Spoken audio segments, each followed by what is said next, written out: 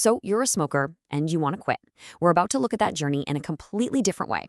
I want you to forget the word sacrifice. Instead, we're going to explore what it means to truly escape. Yeah, that probably hits pretty close to home, right? For most smokers, just the thought of stopping brings on this wave of pure panic. We're not going to dismiss that feeling. No way. Instead, we're going to figure out exactly where it comes from. That terror, it creates this bizarre paradox. On one hand, you hate smoking, you wish you'd never started. But on the other, the thought of actually stopping feels unbearable. It's this constant, exhausting battle going on inside your own head. Okay, let's get one thing straight right now. This is not another lecture. We're not going to sit here and list off all the health risks or call you weak-willed. Why? Because those tactics just don't work. If they did, you'd have quit a long, long time ago. Instead, we're going to reframe the entire problem. This isn't about a habit you need to break. This is about a trap you were lured into. And understanding how that trap works, well, that's the very first step to escaping it. And this gets right to the heart of a huge misunderstanding. We think we choose to smoke. But did we? Really? I mean, no one chooses to become an alcoholic, and smokers don't choose to be smokers for life. We might have chosen to try those first few cigarettes, but we certainly didn't choose to be trapped. Seriously, just think back for a second. Was there a single moment where you made a conscious, rational decision to smoke for the rest of your life? Of course not. You just kind of found yourself here, didn't you? And when did you decide you couldn't enjoy a good meal without one, or handle stress without that crutch? You didn't. These weren't decisions you made.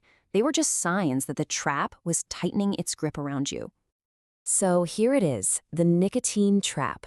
It's this powerful combination of a very subtle drug and a massive amount of psychological brainwashing that all works together to convince you that you need something you never needed at all before you fell in.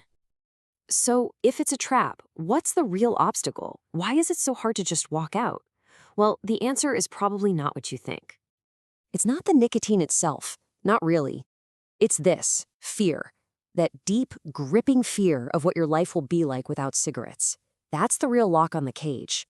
And these are the specific bars on that cage. The fear that you'll be miserable forever, that you won't be able to cope with stress, that food and coffee just won't taste as good. The fear that you'll lose a part of who you are and spend the rest of your life just wanting one. And here is the most important insight of all. The cigarette doesn't relieve the fear, it causes it. Each one you smoke is only temporarily soothing the withdrawal from the last one. It's like a snake eating its own tail, and you're caught right in the middle.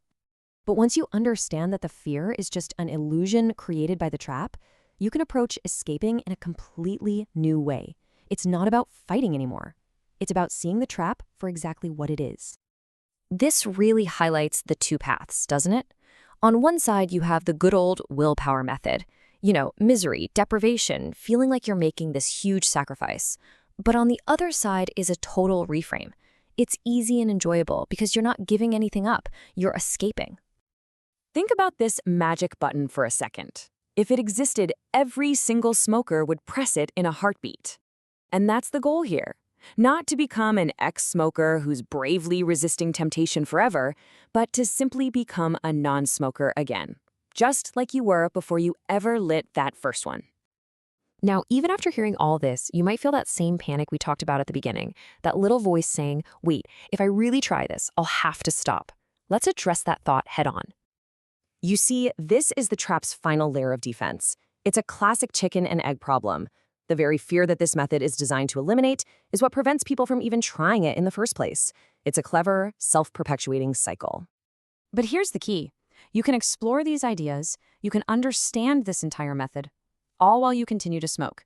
You're just asked to keep an open mind, not to quit this very second. If you get to the end and still want to smoke, nothing has changed. There is literally no risk. This isn't about the misery of deprivation. This is about the elation of freedom. It's the feeling of breaking out of a prison you didn't even completely realize you were in. A feeling of just incredible release and relief. And that's the final piece of encouragement, not to quit in a panic, but to simply explore this idea with an open mind, to just go for it. So I'll just leave you with this question. Every smoker believes that quitting has to be hard. But what if that belief is the main thing keeping you trapped? What if getting free could actually be a genuinely positive and even enjoyable experience?